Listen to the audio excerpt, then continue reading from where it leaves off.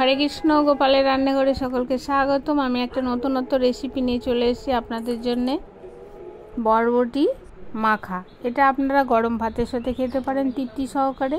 তো বরবটির 500 গ্রাম বরবটি আমি ছোটো ছোটো পিস করে নিয়ে এখানে আমি একটু লবণ, হলুদ, লঙ্কার গুঁড়ো, একটু আদা দিয়ে ভালো করে পেস্ট করে নিলাম। কড়াইয়ে একটু তেল বসিয়ে দিয়েছি, গরম হয়ে গেছে, একটু জোয়ান ফোড়ন দিলাম। পেস্ট করা বরবটিটা আমি এখানে দিয়ে দিলাম।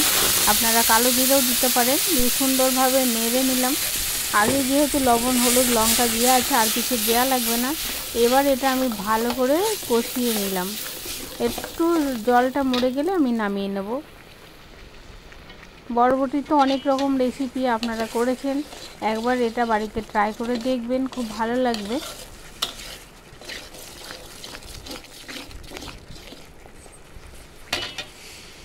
পাঁচ সাত মিনিট এটা নেড়ে নিতে হবে।